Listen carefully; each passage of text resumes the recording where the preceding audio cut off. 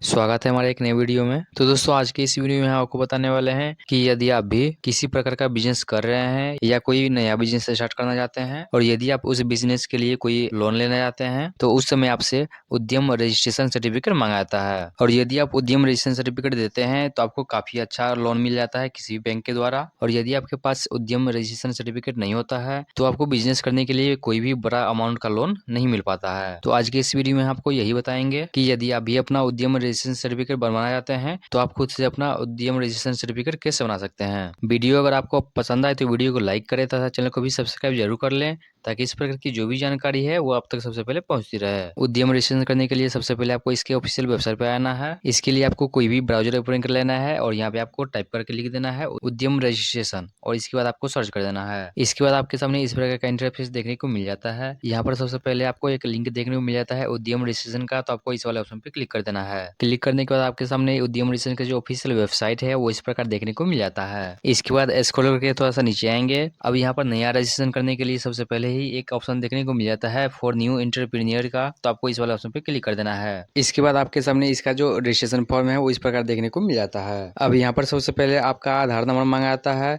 तो आपका जो आधार नंबर होगा वो आधार नंबर आपको यहाँ पे फिल कर देना है। इसके बाद उद्यमी का नाम मांगा जाता है, तो यहाँ पे आपको अपना नाम फिल कर देना है। ये नाम आपको अपने आधार कार्ड के हिसाब से ही फिल कर देना है। इसके बाद नीचे आएंगे और यहाँ पे आपको वैलिडेट एंड जनरेट ओटीपी का ऑप्शन देखने को मिल जाता है, तो आपको इस वाले ऑप्शन पे क्लिक कर देना है। इसके बाद आपके आधार कार्ड में जो मोबाइल नंबर लिंक होगा उस मोबाइल नंबर पे एक ओटीपी आता है, तो उस ओटीपी को आपको यहाँ पे फिल कर देना है और वैलिडेट वाले ऑप्शन पे क्लिक कर देना है। अब यहाँ पर संगठन का प्रकार पूछा जाता है, तो यहाँ पर आपको बताना है कि आपका जो बिजनेस है वो आपका अकेले का है या पार्टनरशिप का है।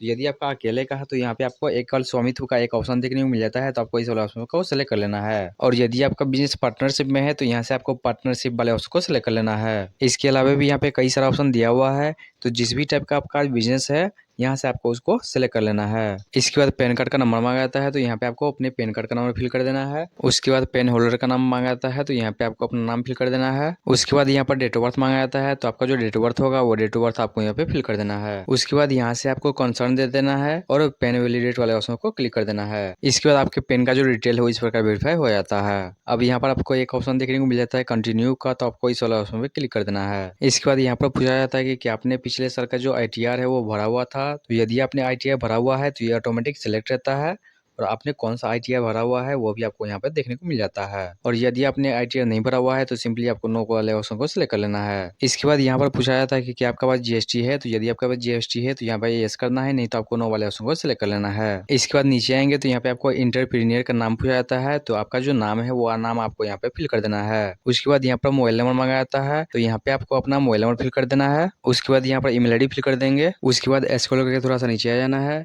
यहाँ पे आपका कास्ट का कैटेगरी पूछा जाता है, तो जिस भी कैटेगरी से आप आते हैं यहाँ से आपको अपने कास्ट का कैटेगरी सिलेक्ट कर लेना है। उसके बाद जेंडर पूछा जाता है, तो जो भी आपका जेंडर होगा वो आपको यहाँ से सिलेक्ट कर लेना है। उसके बाद पूछा जाता है कि क्या आप दिव्यांग है, तो यदि आप दिव्यांग है तो आपको यस करना ही, नहीं तो आपको नो वाले ऑप्शन को सिलेक्ट कर लेना है। उसके बाद स्क्रॉल करके नीचे आएंगे, यहाँ पर नेम ऑफ इंटरप्राइज पूछा जाता है, तो जो भी आपके दुकान का नाम होगा वो नाम आपको यहाँ पे फिल कर देना है। उसके बाद यूनिट नेम पूछा जाता है, तो इसमें भी आपको अपनी दुकान का ही नाम फिल कर देना है। उसके बाद एड यूनिट वाले ऑप्शन पे क्लिक कर देना है। इसके बाद आपके शॉप का जो नाम है वो इस प्रकार ऐड हो जाता है। इसके बाद नीचे आएंगे तो यहाँ पर आपको यूनिट का नाम पूछा जाता है, तो जो भी नाम आपने ऊपर में फिल किया हुआ होगा वही नाम आपको यहाँ से देखने को मिल जाता है, तो आपको इसी वाले ऑप्शन को सिलेक्ट कर लेना है। इसके बाद आपके शॉप का जो एड्रेस है वो एड्रेस से आपको यहाँ पे मांगा जाता है, तो जो भी आपका एड्रेस होगा वो एड्रेस आपको यहाँ पे फिल कर देना है। इसके बाद आपको एक ऑप्शन देखने को मिल जाता है एड प्लांट का, तो आपको इस वाले ऑप्शन पे क्लिक कर देना है। तो इस प्रकार आपके शॉप का जो एड्रेस है वो सेव होकर के आपको देखने को मिल जाता है। इसके बाद ऑफिस का एड्रेस मांगा जाता है, तो यदि आपका दुकान के अलावा कोई और ऑफिस है तो उसका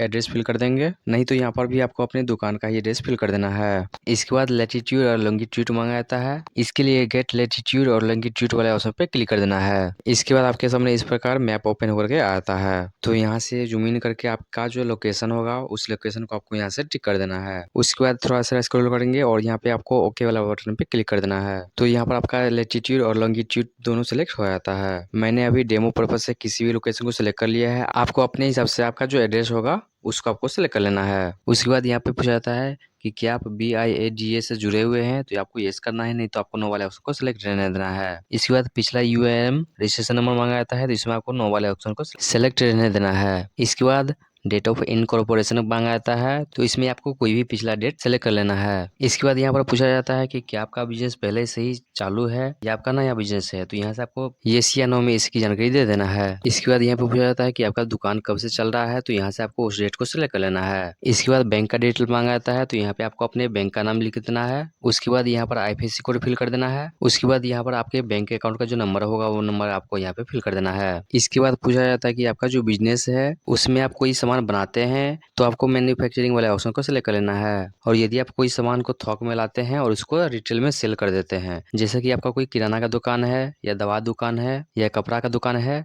तो आपको सर्विस वाले ऑप्शन को सिलेक्ट कर लेना है। उसके बाद सेवा के तहत प्रमुख गतिविधि वाले ऑप्शन में भी आपको व्यापारिक वाले ऑप्शन को ही सिलेक्ट कर लेना है। इसके बाद एनआईसी कोड मांगा जाता है कि आप किस तरह के बिजनेस कर रहे हैं। तो जैसा कि हम अभी रिटेल करके सर्च कर रहे हैं, तो रिटेल से संबंधित जो भी बिजनेस होगा वो सभी बिजनेस का नाम यहाँ पे आपको देखने को मिल जाता है। तो यहाँ से आपको सिलेक्ट कर लेना है कि आपका बिजनेस किस टाइप का है। इसके बाद आपको इस प्रकार देखने को मिल जाता है। अब यहाँ पर दो एनआईसी 2 डिजिट कोड और NIC 4 digit code automatic select हो जाता है। यहाँ पर केवल एनआईसी 5 डिजिट कोड में आपके बिजनेस का जो नाम होगा वो देखने को मिल जाता है, तो यहाँ से आपको उसको सिलेक्ट कर लेना है। उसके बाद ऐड एक्टिविटी वाले ऑप्शन पे क्लिक कर देना है। तो इस प्रकार आपके बिजनेस का जो डिटेल है वो इस प्रकार से वो हो जाता है। अब यहाँ पर नंबर ऑफ पर्सन पूछा जाता है कि आपके दुकान में कितने व्यक्ति काम करते हैं, तो यहाँ पे आपको उतने नंबर फिल कर देना है। उसके बाद पूछा जाता है कितने स्त्री आपके दुकान में काम करते हैं, उसकी जानकारी भी आपको यहाँ से दे देना है। इसके बाद यहाँ पर आपके शॉप का जो डाउन वैल्यू है वो पूछा जाता है। इसके बाद आपके उद्योग पर कितना खर्च आता है उसकी जानकारी देना है। ये जानकारी आप देना चाहते हैं तो ये देंगे, नहीं तो आपको यहाँ पे 0 फिल कर देना है। अब यहाँ पर आपसे पूछा जाता है कि क्या आप अपने बिजनेस को सरकार के जैम पोर्टल या एनआईसी पोर्टल या किसी अन्य पोर्टल पर अपना रजिस्ट्रेशन करना चाहते हैं, तो यहाँ पे आपको येस कर देना है, नहीं तो आपको नो वाले ऑप्शन को सिलेक्ट कर लेना है। उसके बाद submit and get final OTP वाले ऑप्शन पे क्लिक कर देना है। इसके बाद आपके मोबाइल नंबर पे एक ओटीपी भी आता है, उस ओटीपी को फिल करके आपको फाइनल सबमिट कर देना है। फाइनल सबमिट करने के बाद आपके सामने इस प्रकार आपका रिसिप्ट देखने को मिल जाता है। यहाँ पर आपका जो उद्यम रजिस्ट्रेशन नंबर है वो भी आपको देखने को मिल जाता है। इसके बाद यहाँ पे आपको एक ऑप्शन देखने को मिल जाता है प्रिंट का, तो आपको प्रिंट वाला ऑप्शन पे क्लिक करके इसको आपको प्रिंट करके रख लेना है। इसके बाद उद्यम रजिस्ट्रेशन का जो सर्टिफिकेट है वो डाउनलोड करने के लिए यहाँ पे आपको एक ऑप्शन देखने को मिल जाता है प्रिंट सर्टिफिकेट का, तो आपको इस वाला ऑप्शन पे क्लिक करके आपका जो उद्यम रजिस्ट्रेशन का सर्टिफिकेट है वो भी आपको डाउनलोड कर लेना है। तो दोस्तों इस प्रकार आप उद्यम रजिस्ट्रेशन सर्टिफिकेट के लिए ऑनलाइन आवेदन कर सकते हैं।